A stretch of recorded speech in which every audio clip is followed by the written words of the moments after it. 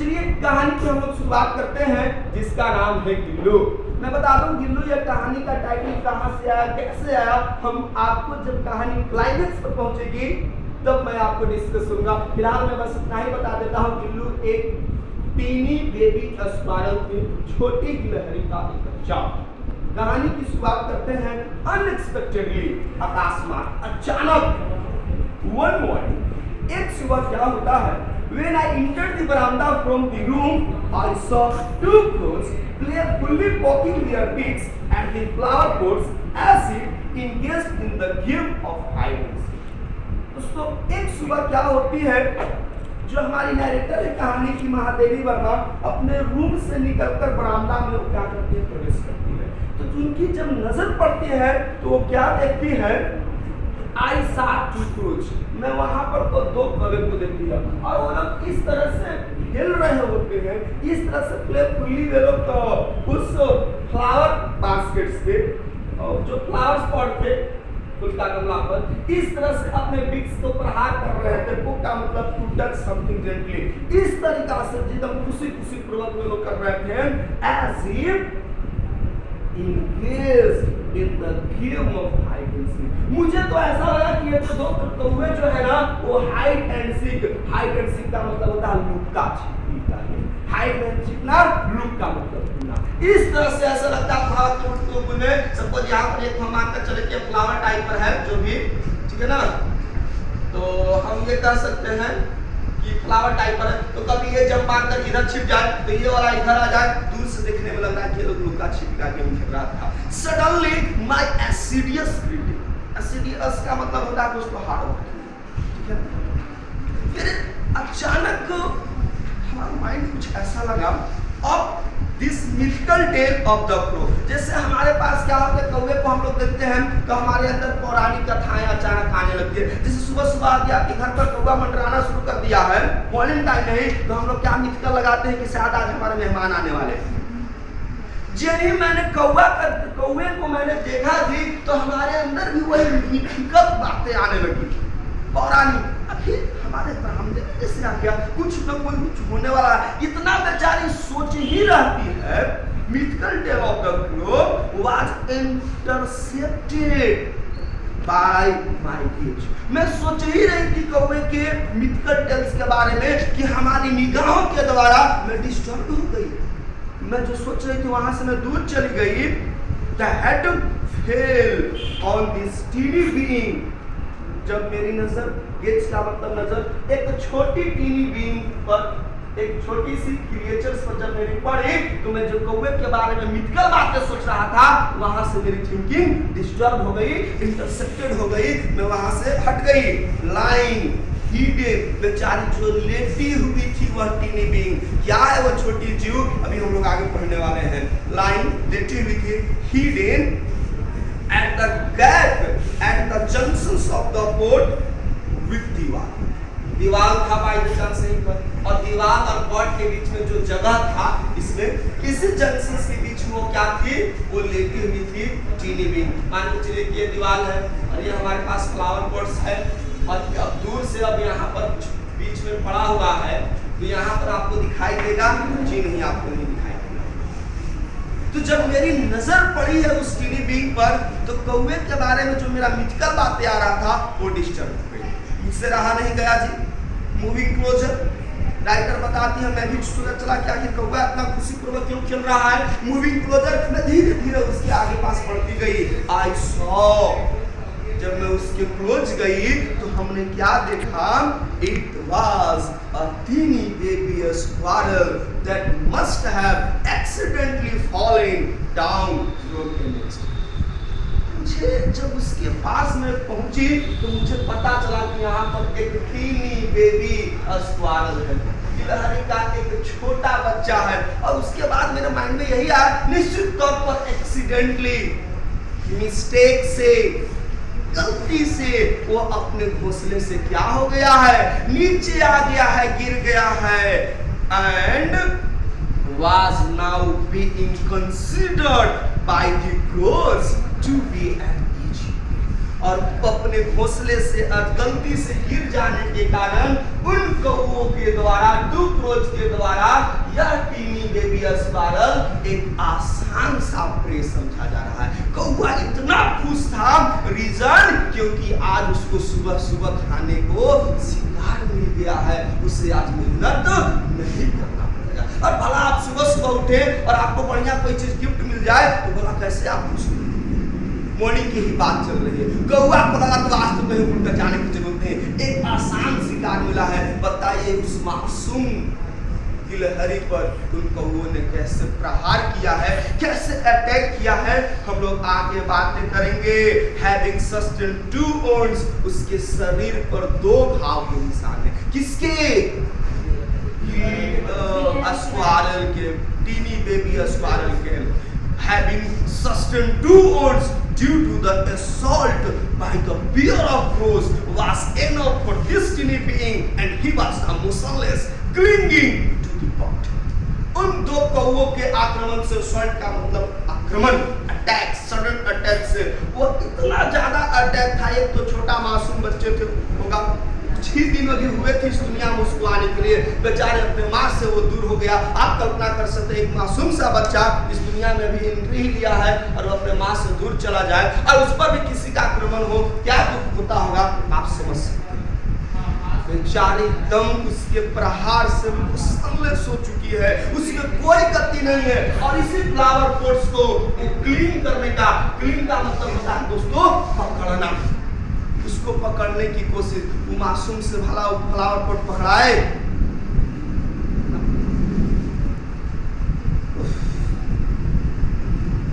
Writer Mahadevi Verma को लगा यार कौओं ने इस पर अत्याचार किया है, निश्चित तौर पर जब मेरी नजर पड़ी गई है तो मैं तो इसको छोड़ूंगा नहीं। बेचारा बेचारी क्या करती है, हमारी राइटर बताती हैं, वो उसको लेकर घर आती है।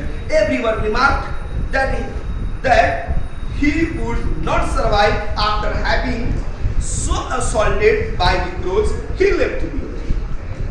क्या होता है जब वहां पर महादेवी वर्मा क्या करती है, उस गिलहरी को जब देखते हैं सारे लोग वहां पर, तो सब लोगों ने यही रिमार्क किया, अपना अपना यही मंतव्य दिया, यही नोटिस किया, अब ये गिलहरी जो स्क्वारल है टीनी बेबी अब इस सर्वाइव नहीं करेगा, इस दुनिया में अब नहीं रहेगा। Let him, he be left alone, छोड़ दो इसे। ही पर्सनिफिकेशन का इस्तेमाल किया गया है, होना चाहिए था, राइटर ने ही का इस्तेमाल करके पर्सनिफाई किया है स्क्वारल के लिए। पगला गई है तुम रे महादेवी, ये बच्चे का बताओ, तो मासूम ऊपर से कौवे का आक्रमण, ये अब बचने वाला नहीं है, इसे छोड़ दो अकेले ही। But my mind refused to assert their views, and therefore I gently lifted him up and brought him to my home. लेकिन लोगों ने जब सब यही रिमार्क किया कि ये गिल्लू, अभी गिल्लू इसका नाम नहीं है दोस्तों, स्क्वारल नहीं बचेगा, तो मेरे माइंड रिफ्यूज कर जाता है। एसिड का मतलब सहमत होना। लोगों की ये बात से जब लोगों ने मुझे ये कहा महादेवी ये स्क्वारल नहीं बचने वाला, लेकिन मेरा माइंड इस बात को मानने से बिल्कुल इनकार कर रहा था। उसके बाद होता यूं है दोस्तों, आई जेंटली लिफ्टेड हिम, मैं प्रेम पूर्वक प्यार से उसको उठाई and brought him to my room, उसको उठा करके उस मासूम स्क्वारल को अपने रूम लेकर आई and after wiping the blood from his nose, उसके घाव से, जख्म से घर लाने के बाद मैंने कहा कि वाइप उसके जख्म को मैंने सफाया की, साफ सुथरा की एंड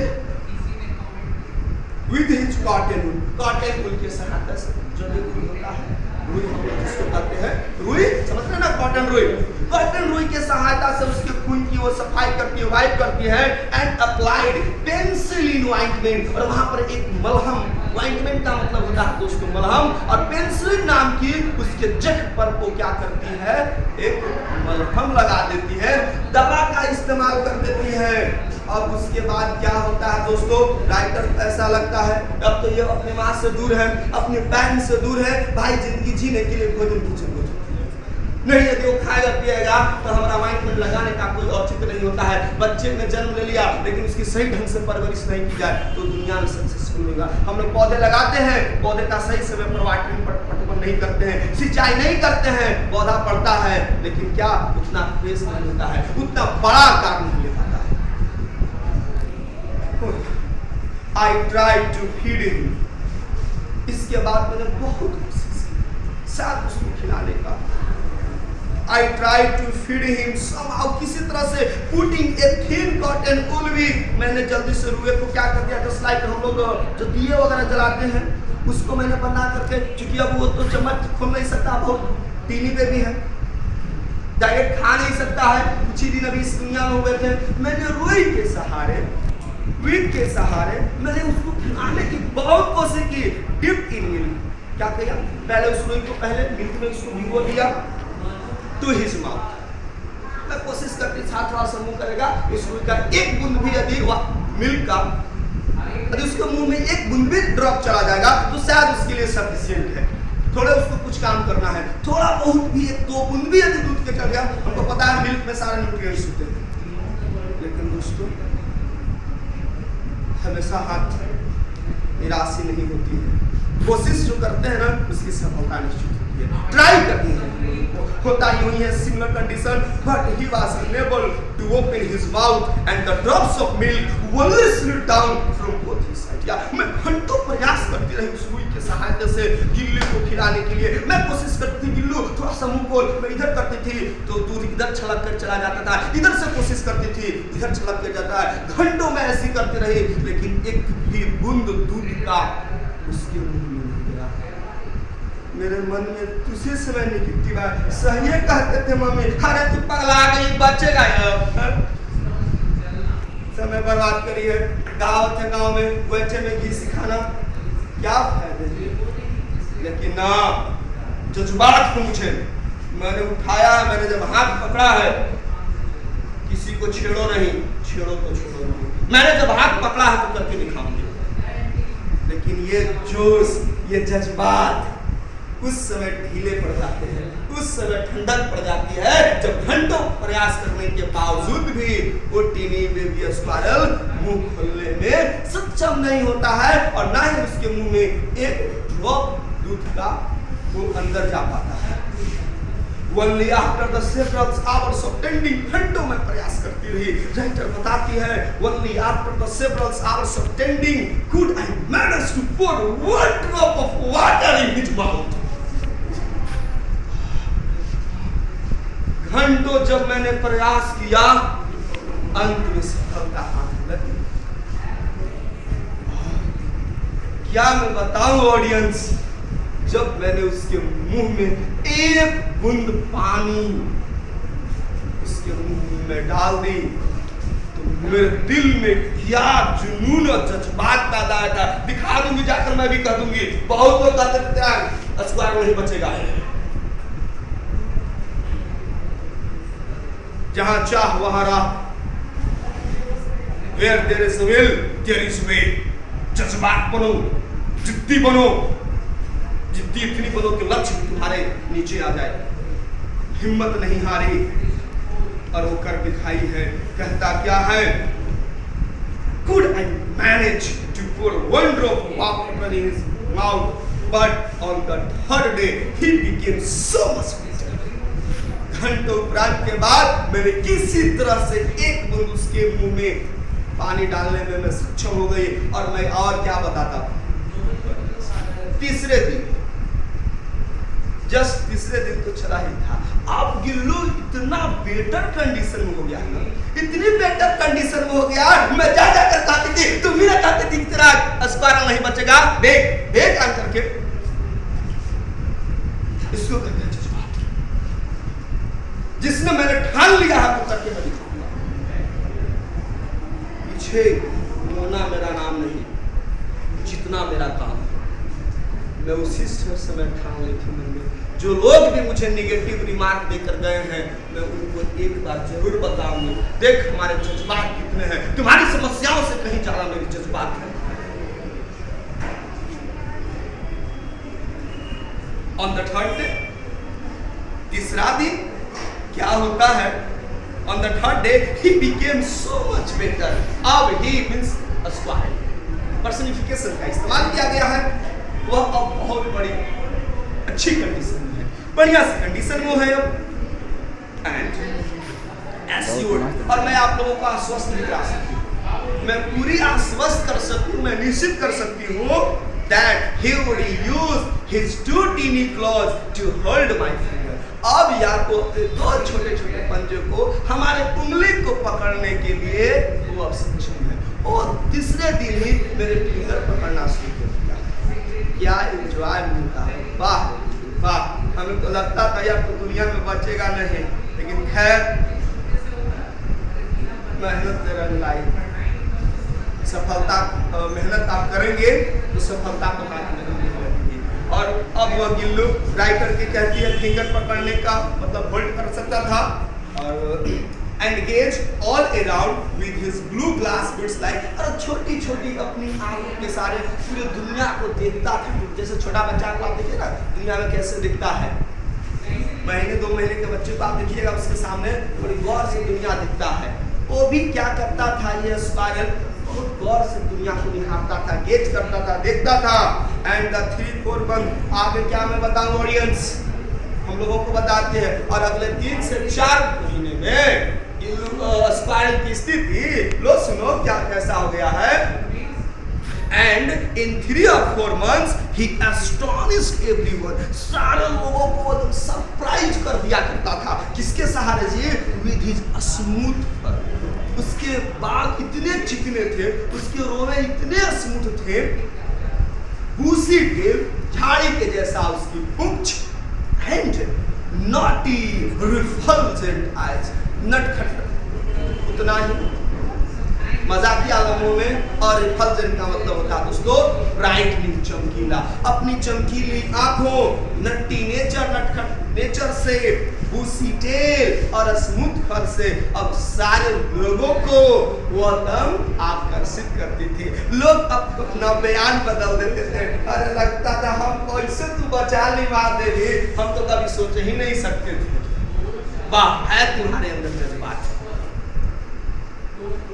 इसलिए दोस्तों आप भी अपने लक्ष्य के प्रति एकदम वैसे ही निरंतर आपको काम करें। निश्चित तौर पर यदि आपने ऑनेस्टी दिखाया अपने काम के प्रति, आप डिटर्मिनेशन दिखाते हैं, डिवोशन से है, डिटरमिन्ड है, भला कैसे हम सक्सेस से वंचित हो सकते हैं? आखिर ऐसे लोगों को सफलता नहीं मिलेगी तो फिर कैसे लोगों को सफलता?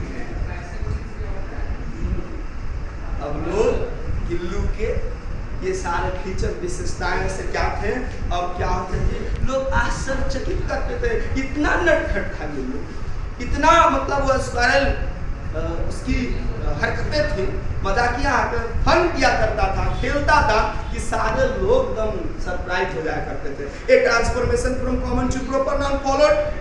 इसके बाद क्या हुआ, महादेवी वर्मा को लगा कि नहीं, अब गिल्लू को जो स्क्वायरल जो है, आपको यह स्क्वायरल सिंपल स्क्वायरल नहीं है, वो एक खास तरह का स्क्वायरल हो गया, इंटरनल। इसीलिए उन्होंने सोचा अब स्क्वायरल कहेंगे तो हमें पता नहीं चलेगा, ये जो स्क्वायरल है मेरे लिए खास है। इसलिए दोस्तों एक ट्रांसफॉर्मेशन हुआ। हम लोगों ने ग्रामर में पढ़ा होगा कि कॉमन नाउन्स और प्रॉपर नाउन।